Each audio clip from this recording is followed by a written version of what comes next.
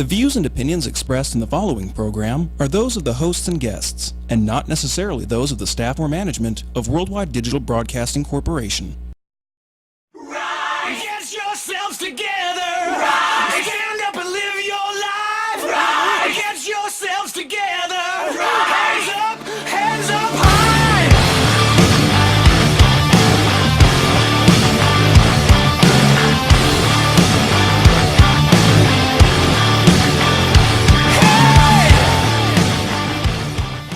Welcome to the Rise Above Show. I am Joe Peroni. I'm Heidi Mancini. Terry Banich.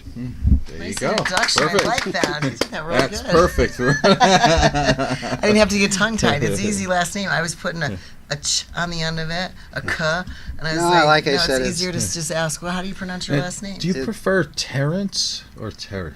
Terry. Terry. Terry. Now, the other question. Do you like to be called doctor? No. You don't. No, I don't tell people I'm a doctor. You know, if my mother wanted me to be doctor, she would have named me doctor. Because most doctors that are doctors, they want their name preceded. They want you to know that I'm Dr. Terrence. No, I think in a setting where I'm functioning as with a patient, they can call me doctor. And that would be appropriate. But I don't like to be called socially doctor. I don't go around saying I'm Dr. Banich. So you're a very humble guy. No, I don't know if I'd use that term of myself. Of course you wouldn't, because you're humble. But I think that it's a degree. The fact that people call you doctor, it's one of the last vestiges of honoring somebody. But I'm all into old-fashioned things. I open doors for ladies. We're going to talk about that too. Because I looked at your resume and I saw your resume is amazing. What is it, like 15 pages long of all these incredible things you've done? But through that, I also wanted to talk about some of your family stuff. Oh, So sure. is that okay? Yeah.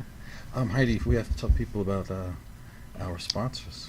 Yeah, we wanted to thank Jay Jung from City Athletic Club. He sponsors the Rise Above show. Also, Marie from, she made me say, please don't say my last name. So now I have to go on my phone, and it's Original Meal Prep Las Vegas is the name of her company, Original. So and she also partners with our show Rise Above. She does meal prep for anybody. You don't have to be a contest competitor for her to customize your meal plan. So if you're trying to eat healthy, and we all work, we all have busy schedules, she's fabulous. She delivers to your home.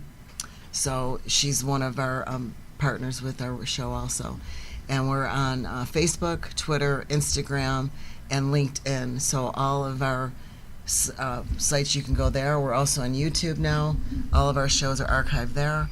And we are also on www.dbtv.com, which is where we're broadcasting out of right now. And you can also find the shows on josephperoni.com, which is Joseph's website. Perfect. That's it. All right, so Terry, you have been in the medical field for how long? 40 years. 40 I've been years. in Las Vegas as a general surgeon for now 37 years. Wow. Came from Chicago. Was in practice in Chicago for 3 years at Rush Medical Center, a huge medical complex where I trained. And they wanted me to be chief of surgery. And I didn't want to do that because it's just a political nightmare. And I could not get the university to listen to me. You know, it's like, oh, you're going to do fine. It's great. I was never home. At that time, my wife and I were married, lived in the suburbs of Chicago. How old were you then?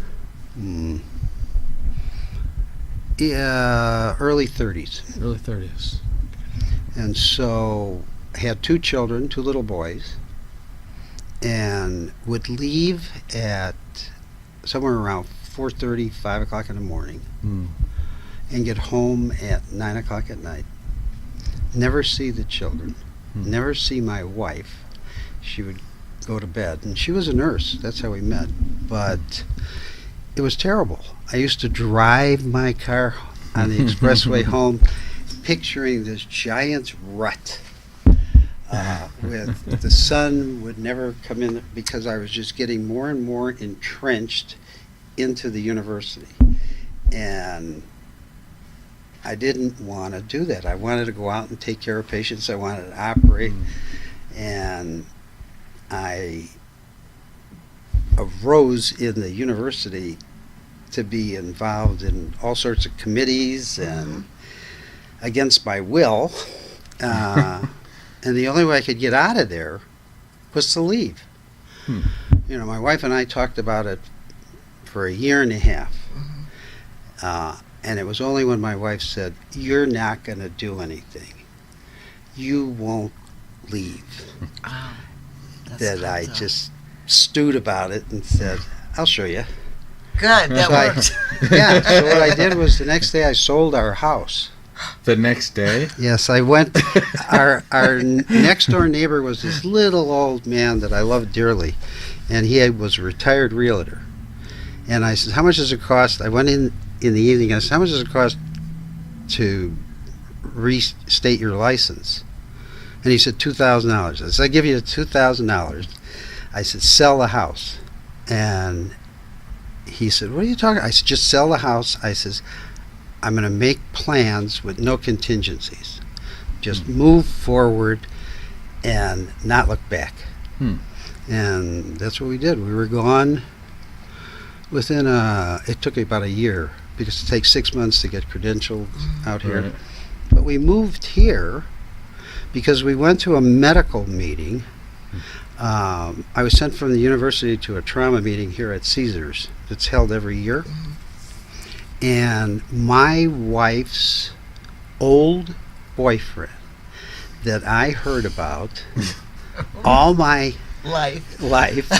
Were you jealous? heard about all He my was. life. My wife talked about him so honorably, and the fact that she was 18 when they were dating and he was 33, I honored him in some bizarre fashion because if he could pull that off, knowing my wife, it was it was a miracle. So we get married. We're married for a number of years. You know, I had his name in the back of my head, and so now we're going to Vegas.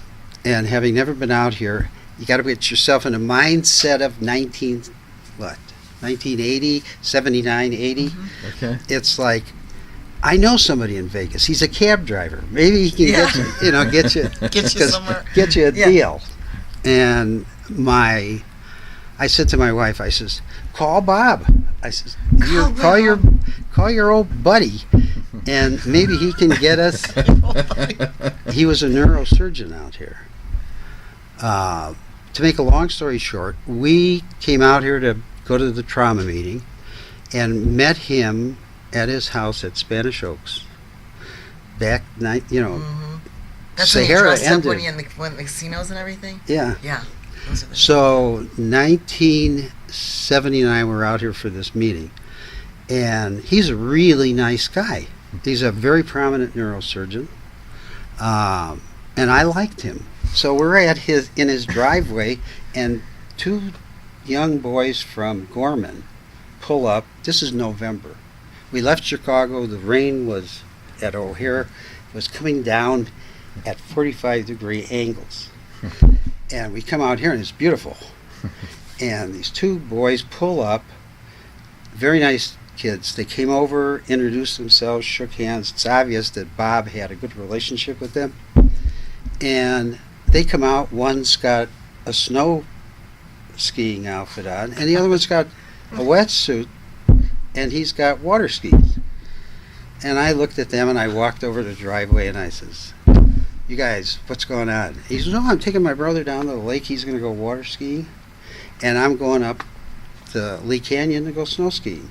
I walked back. I walked across the driveway to my wife, and I said, "We're moving. Any place that you can water ski and snow ski in the same day, that's where I want to raise the boys." And so, no contingency. Sold the house when we got back, and just plotted ahead. And Bob was very gracious. Said, "I'll pass your curriculum vitae around." And by then, 3 years at Rush, at publications. I was doing 600 cases a year. I was very busy.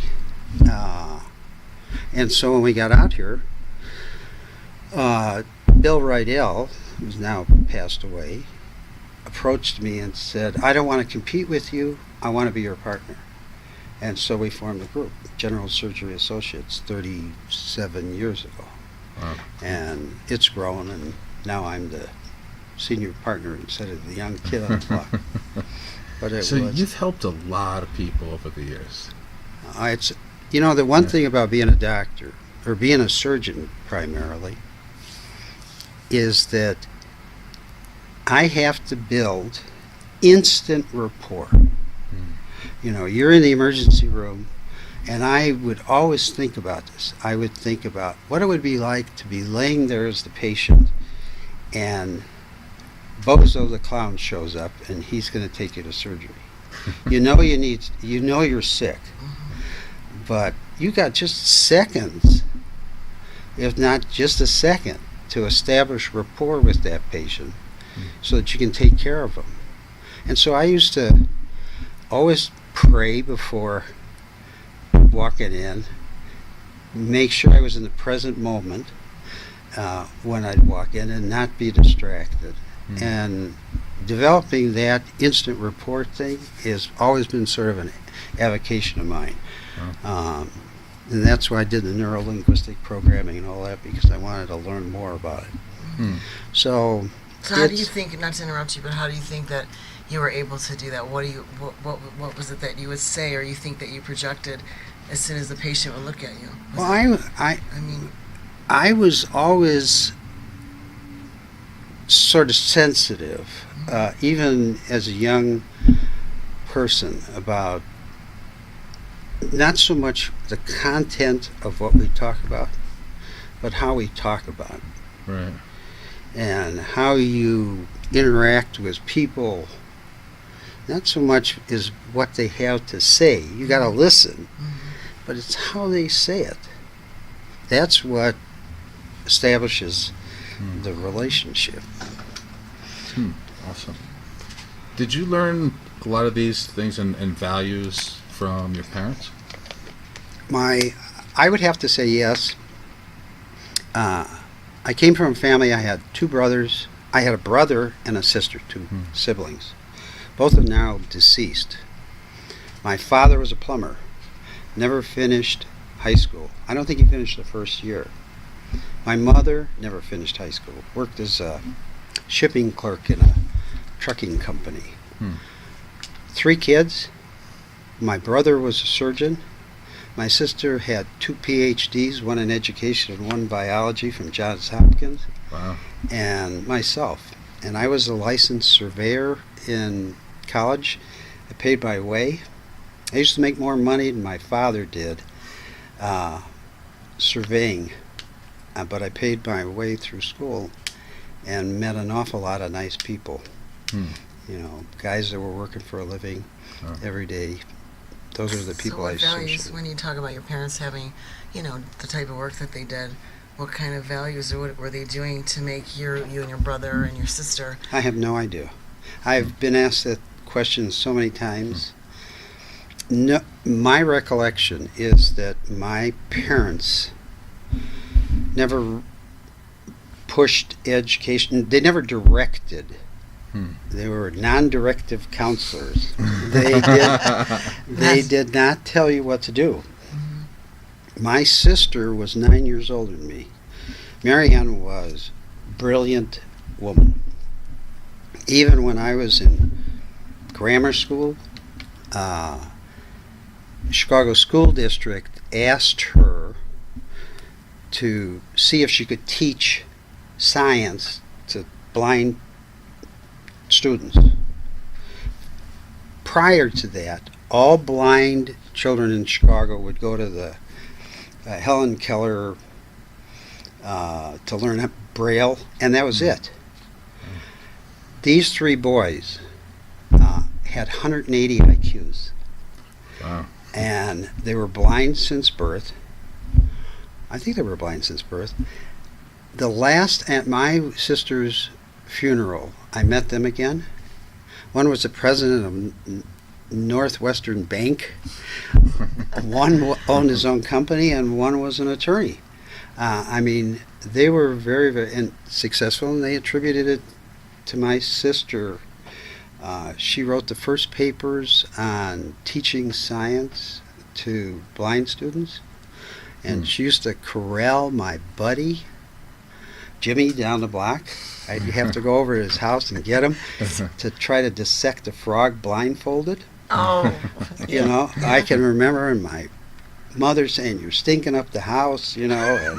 And those were fun times. And you know, the boys, they would come over to my mother's house because my sister lived there, and I was just a little boy, and I'd watch what Jimmy and I, you know, couldn't do it. Oh God, the frog, it's cold, you know. Yeah. And these kids, having never seen anything in their life and had such acute tactile sensation, could dissect the thing three-dimensionally, having not seen it. So that inspired you to become a surgeon? No, not really. I don't know why. You know, I look back at it. Somebody asked me, when did you decide to be a surgeon? I wanted to be a surgeon for as far back as I can remember, because I wanted the immediate gratification. I could not be a physician and take care of somebody with diabetes or rheumatoid arthritis. I give a lot of credit to those doctors. I couldn't do that. I want, oh, you're sick? We'll fix it. Thank you. Goodbye. So you want the control? I don't know if it's control. You know, that's one thing. It's a good word, but I don't have that.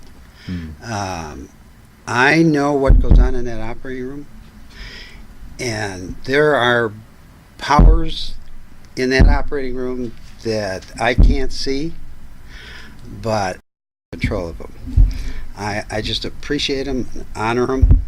There's a lot going around in our universe that we don't see or are attuned to, but I'm very attuned to it.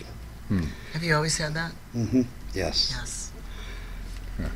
I've talked about this a lot with Joe because I'm intuitive, and I've had a little, not like yours, but to the same, and people don't believe it. They're like, oh, that's, not that he doesn't believe it, but I'm saying when you say about the universe, and I talk a lot, we talk a lot about this too, with my clients. I just said this to a client the other day that was going through a hard time. She lost her job, and I said, surprisingly enough, whatever you think and whatever you put out there, a lot of times it comes back. And when you think about it, we had talked about this, and you had mentioned different things, and now you're being guided to where you're supposed to go. And I know where you're going with, you're going into more of a spiritual thing that goes on in the operating room when you're treating somebody. Yeah.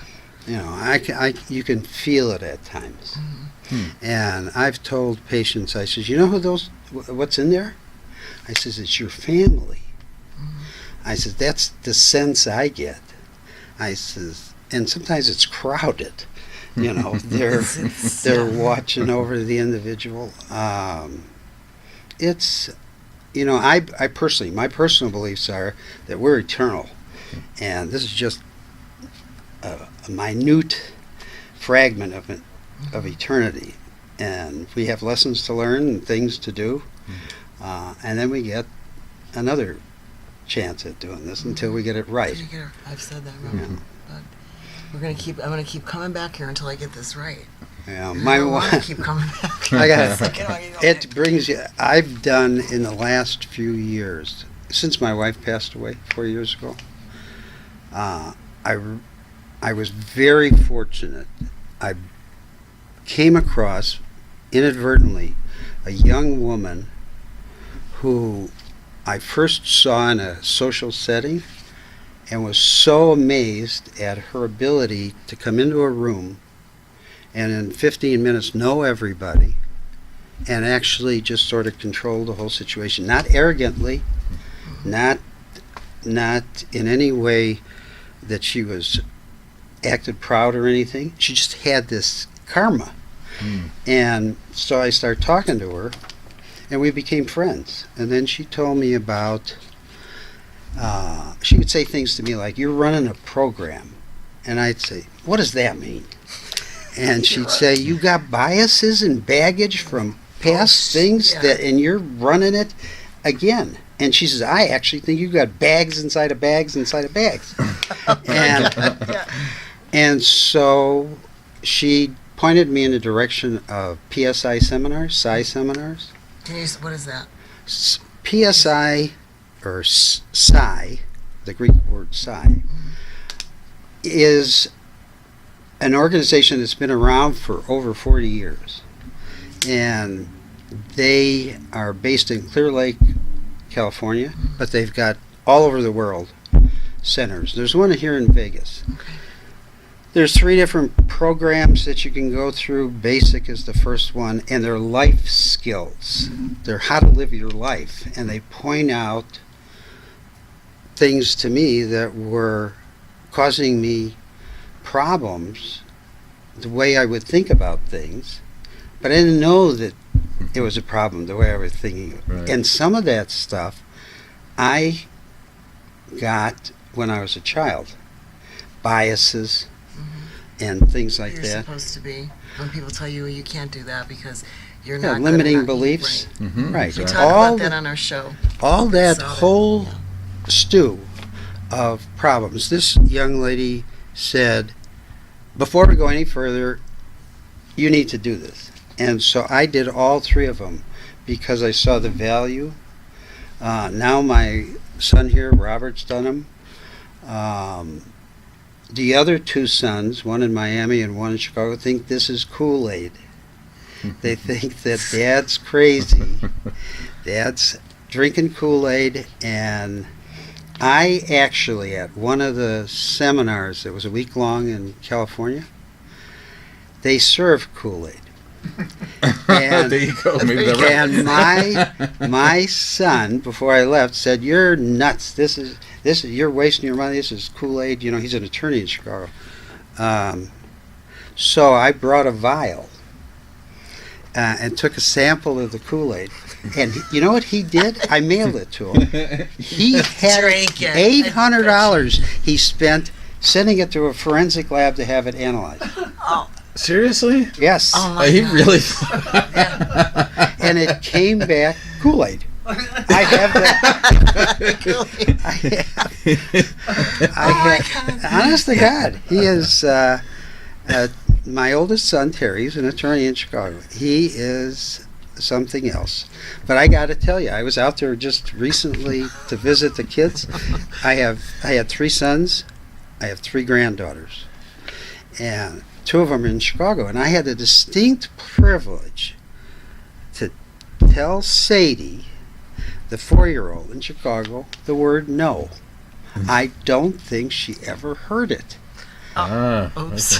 Grandpa. There you go. Serving dinner, and she put on her tutu to show Grandpa how she learned how to be a ballerina, and she climbed up on a dinner table. And I said, "Sadie, get off the dinner table. Don't do that."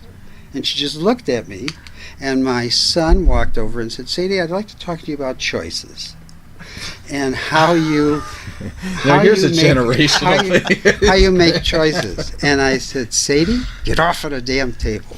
Yeah. That's your choice, right? And Do you know what my mother said to me the other day? And it's the funniest thing, and I don't know why.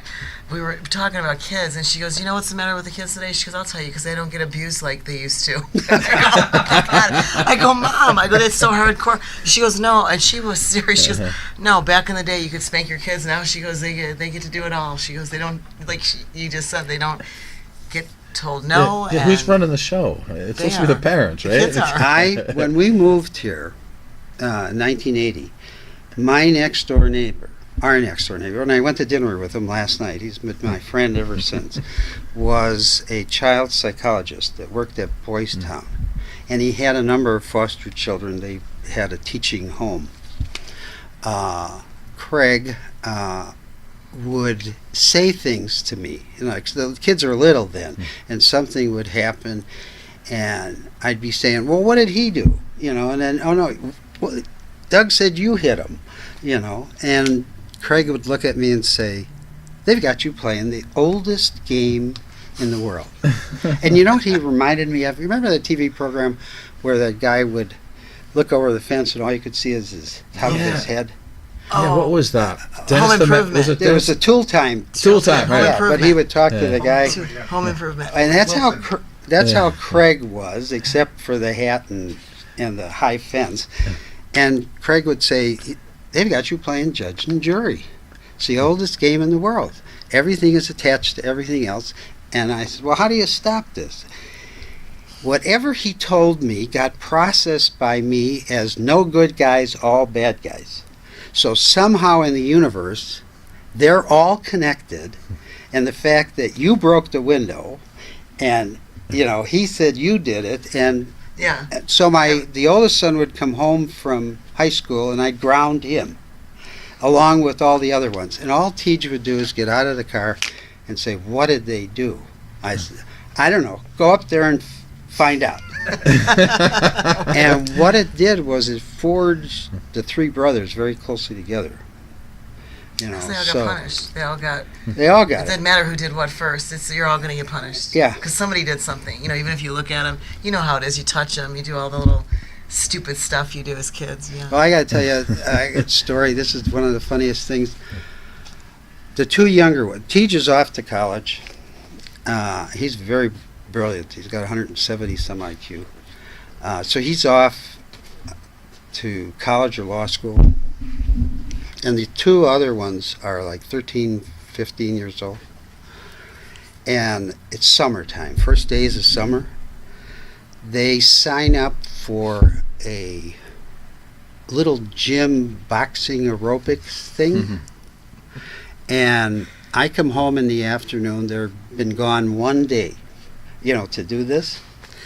And Doug, who is like 12 or 13, drives the truck in the driveway.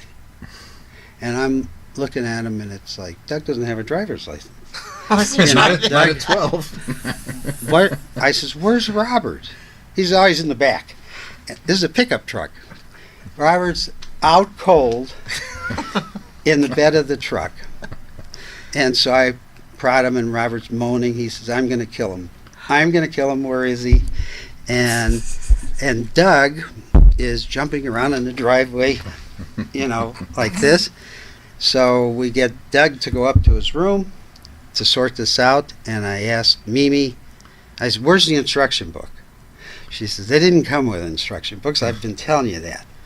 And I said, "Well, what do we do now?" I said, "Doug's knocked Robert out. Robert's now downstairs with an ice pack on his head, really milking this. Mimi's got him an ice cream, and he's eating the ice cream. He's got an ice pack, and we got everything." Robert stopped seething. He's no longer going to kill Doug. And all of a sudden, from upstairs comes the theme from Rocky. Yeah. Robert ran up the stairs, knocked the bedroom door down to get to Doug, and Doug is cowering in the corner. Those guys are the best of friends. Now, they learned, Robert told me, they learned how to drywall, because Mimi and I came home one day, and it's quiet in the house. And it's like, we go upstairs, there's plaster, wallboard on the floor. And there's an imprint of a shoulder and a dent from a head at the end of the hall. Oh my God. And I'm looking at this, and I open up Robert's room, and Robert's sitting on the end of the bed, rocking. And I said, "Robert, what happened?" He goes, "Is he alive?" And I said, "I don't know yet." He says, "I'll tell you if he's alive." And so I go down the corner. There's Doug sitting on the end of the bed, plaster, scratches on his face, plaster on his shoulder. "Robert tried to kill me." The first time I made him pay to have the drywall fixed. And it cost them, I don't know, $30-some to have this hole. They pushed the doorknob through the door, through the wall. And the next time, when they had all this damage done, I says, who are you going to call to get this fixed? Robert says, I know how to do this. The two of them know how to drywall.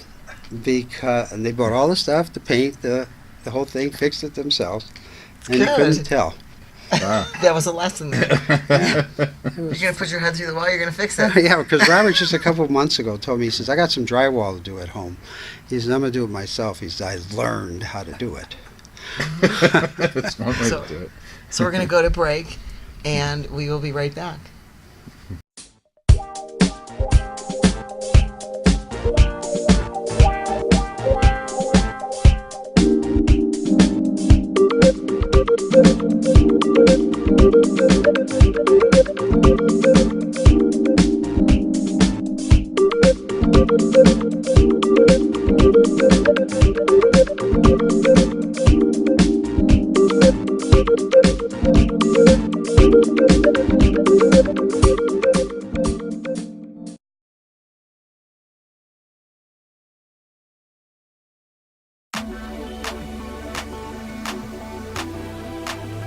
You're coming to shoot in Las Vegas. There's nowhere else like it. You're going to need a few things.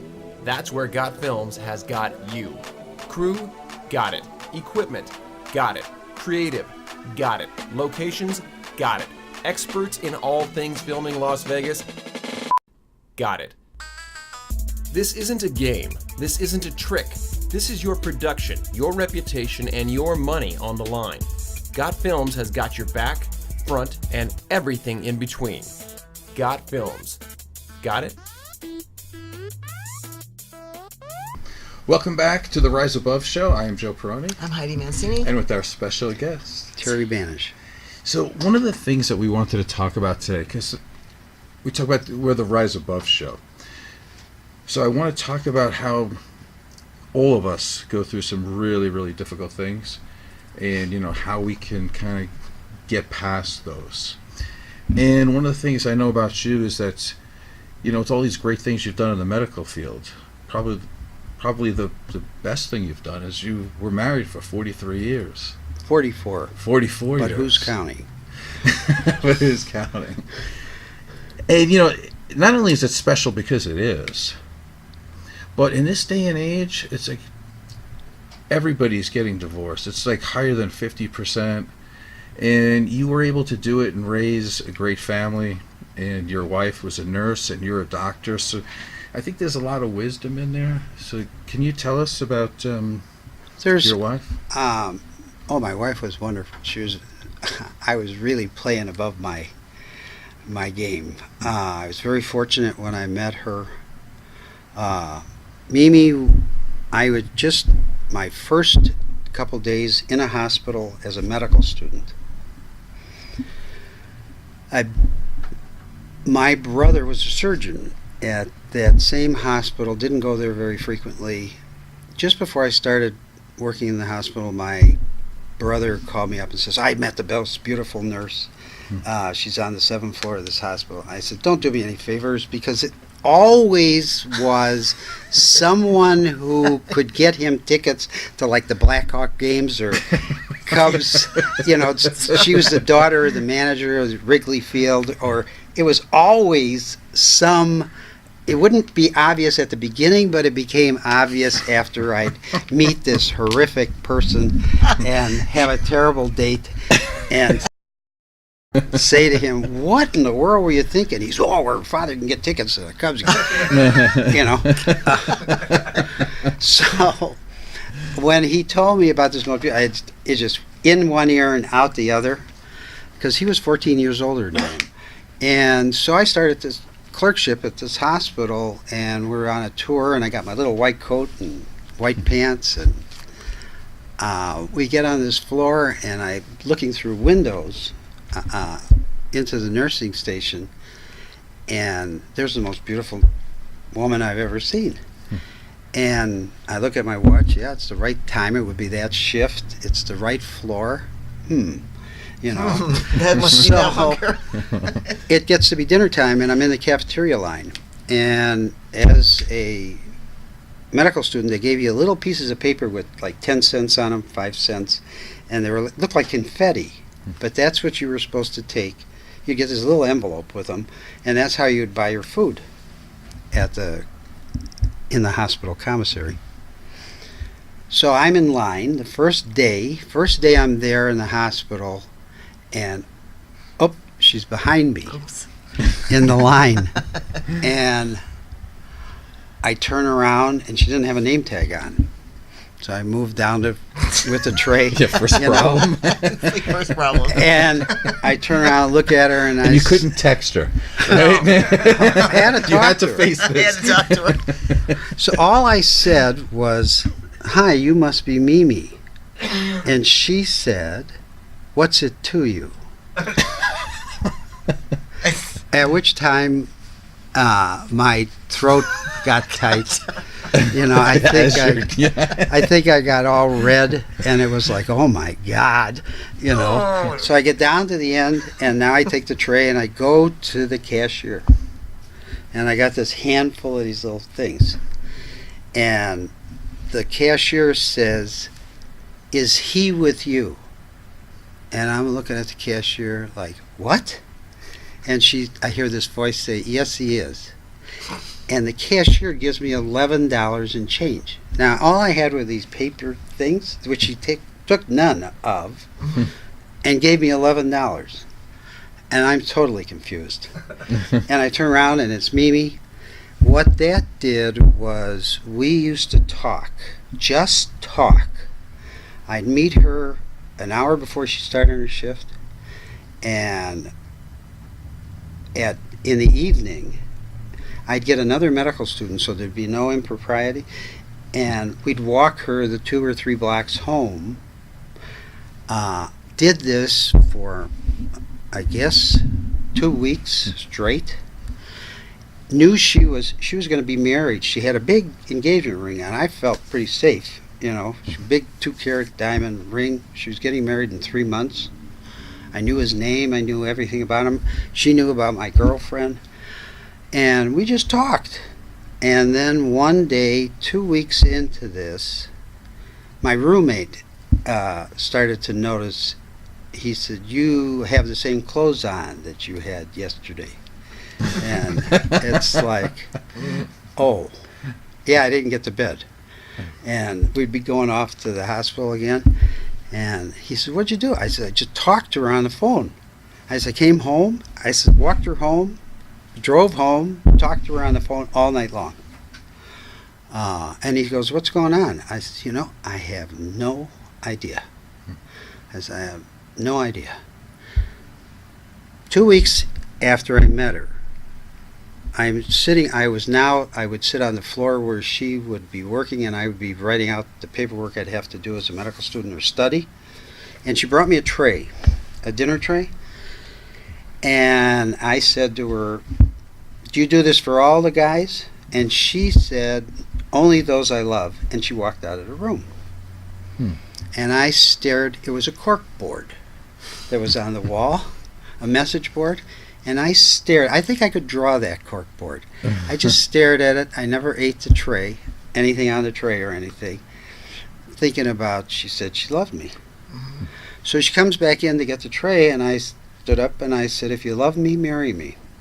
And she said, "Okay, I will." We were married 11 months later. We waited that long so that my mother wouldn't think she was pregnant. Oh, see, that's how I did. And when I asked her to marry me, I had never touched her. I'd never physically ever touched her. Never held her hand, never did anything. I knew more about her from talking to her, and she knew more about me. That was like on a Thursday. On Saturday, we're going to meet the parents. Okay? So we drive to the suburbs, a little bungalow with a breezeway between the garage and the, typical in Chicago, and they had an Airedale. Grandma and Grandpa had an Airedale. So she walks in the house, goes in the house, I'm playing with the dog, and I hear her mother say, "Oh, honey, you're home. I have the baker on the phone. Wants to know if the cake is half chocolate and half vanilla or all vanilla. The wedding cake." And I walked in the kitchen then, and this is the picture of the avocado green princess phone hanging with the long cord hanging on the wall. And her mother looks at Mimi, she looks at me, she looks at Mimi, she looks at me, she looks at the phone and says, I'm going to have to call you back. And her father was standing in the closet, and the hot water tank was just leaking water. And I walked up to him, and the first thing I said to him, I said, your hot water tank's broke. And he said, no. No kidding. And he says, I got to call a plumber. I said, no, you don't. I said, I'll change the hot water tank. I says, I've worked as a surveyor. I know everybody at the plumbers union. We'll get the company to bring the hot water tank out. We'll go to lunch. And I said, they'll bring all the stuff and I'll put the tank in. And he goes, yeah, sure. I said, watch. So I got on the phone, and you know, if you're nice to people all the way along the line, people are nice to you. And I knew from talking to one of the guys at the union that he lived out there. He lived someplace out there because I was at his house sometime for a picnic from the plumbers union, because my pension plan as a surveyor was with the plumbers union, and my father was a plumber.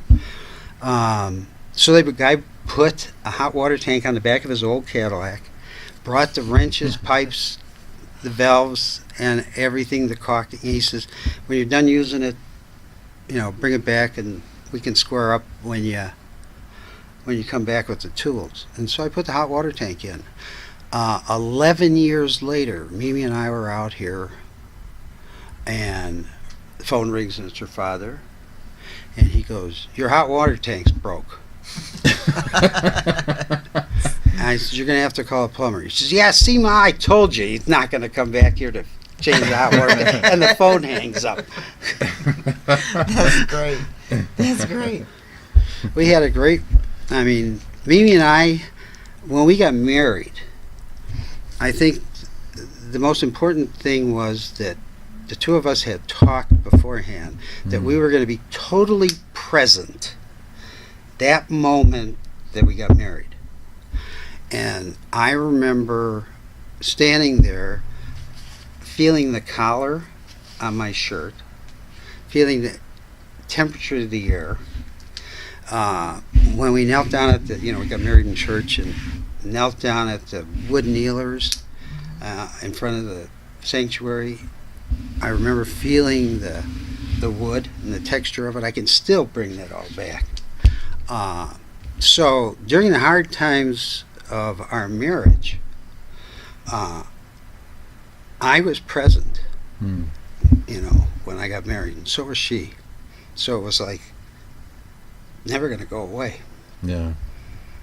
So tell me about some of the hard, you don't have to tell me the details, but like during the hard times, it seems like these days, the first second things get difficult, everybody starts facing away, looking for something different. Oh, I think that's true. I think we have a disposable society. I think the only part of marriage that really is important is commitment. I mean, there isn't any magic. You're either going to stay shoulder to shoulder, back to back, and cover each other, or there's no sense in doing it to begin with. When you have a contract that says for better and for worse, until death do your part, you wouldn't sign that. I mean, first of all, Mimi and I used to laugh about what we thought was worse. Now we got something that's even worse. Yeah. And I could always imagine something worse. And as long as I could imagine something worse, it wasn't that bad. And Mimi had a chronic illness. She developed it 7 years after we got married.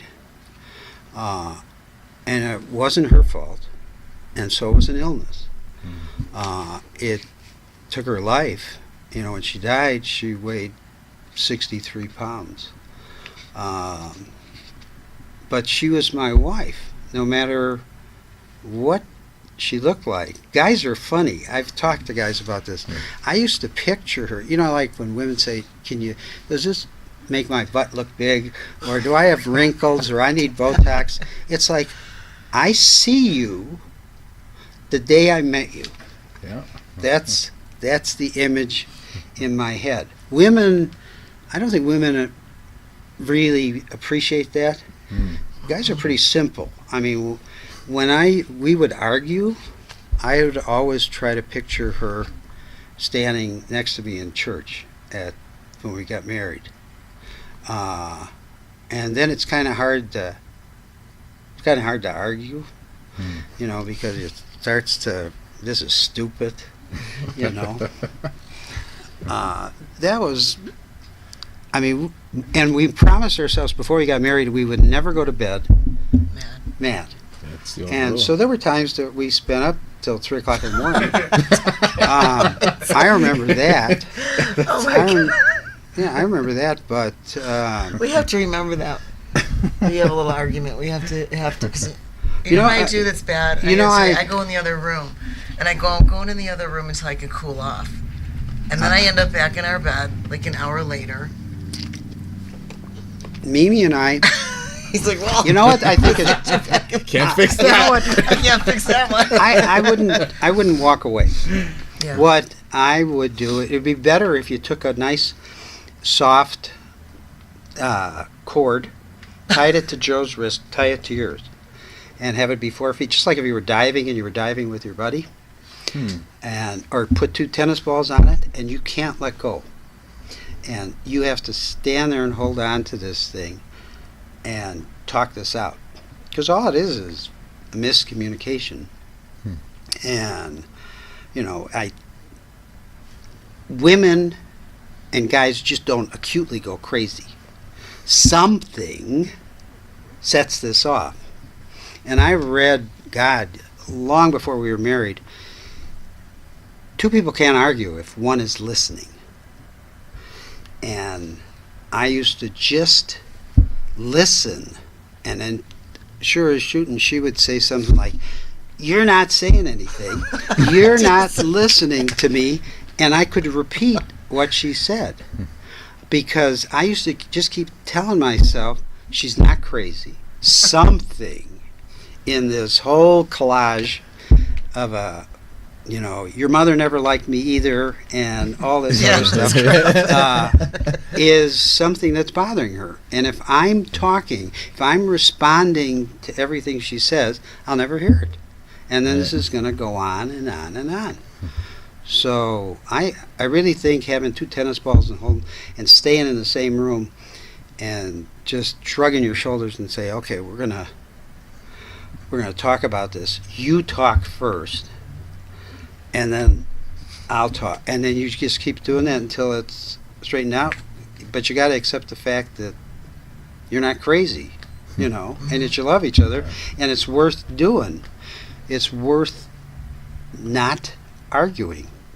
It doesn't solve You ever anything. get to a point where you have to just agree to disagree sometimes? Yeah, sure. That's respecting another person's view on the world. That is one of the basic tenets of this neuro-linguistic programming. Right. That I don't judge you for how you look at the world. And your behaviors, or whatever you do, is not you. It's just your behavior.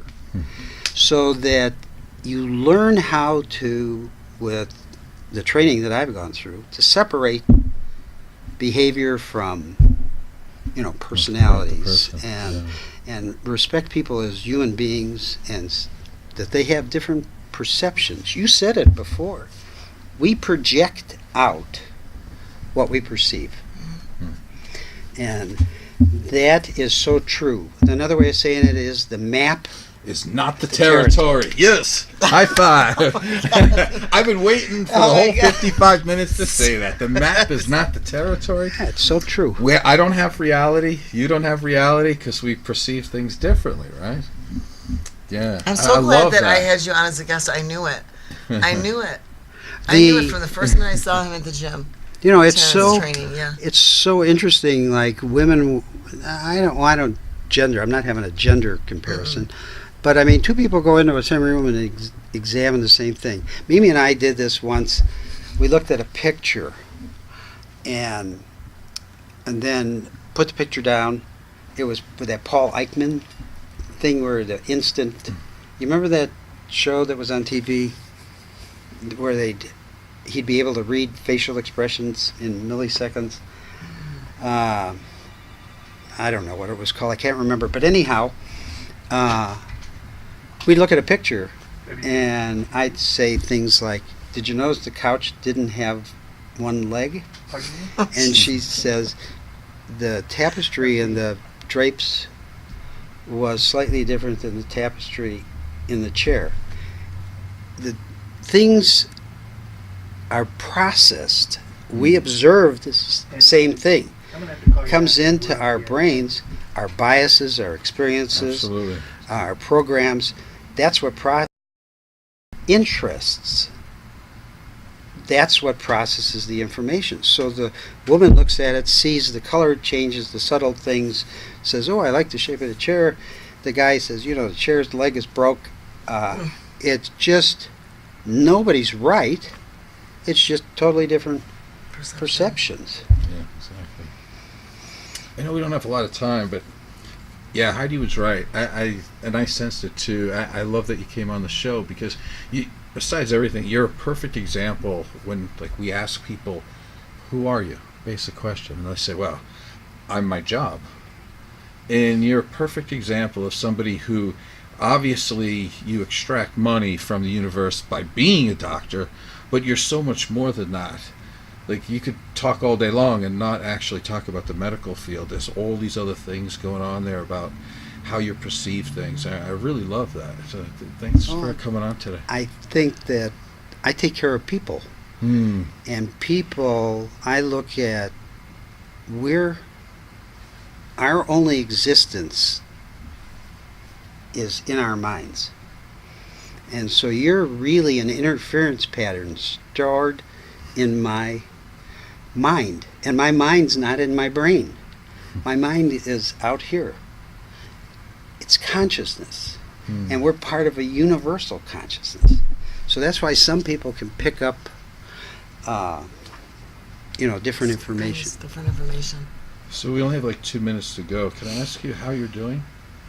After my wife's passing? Yeah, I mean, it's a new role, kind of a whole identity, different looking at life. How are you? At the beginning, I was crazy. I had 2 therapists and a psychiatrist that were my friends, but they used to call me up and say, "Let's go to dinner." Right. And I'd say, "I'm fine. We're going to dinner." As soon as you say you're fine, you're not. Yeah. And now I've done so much introspection, so much studying, and Mimi's here. She's here just like she always was. She's in my mind and in my heart. So I'm still married. And I think I always will be. I didn't notice. Huh? Do you wear a ring? No. I have her ring on my neck. Very She had a nice. little finger. She was little. She had a little finger. But I thank you for having me. It was fun Thank talking you. to Yes, this was great. I hope you enjoyed it. Thank And you. We know We'll each see- other on different We know levels. each other on different levels now. So the gym Yeah. and your girl Arlen, who I know you just love. I had I to know. give a little plug for Arlen. Yes. My trainer. She's Yeah. like my confessor. I love her Confessor. dearly. She's a good girl. So thanks Thank for you. watching the Rise Above show. I am Joe Peroni. Heidi Mancini. Terry Banich. Thank you. Thank you.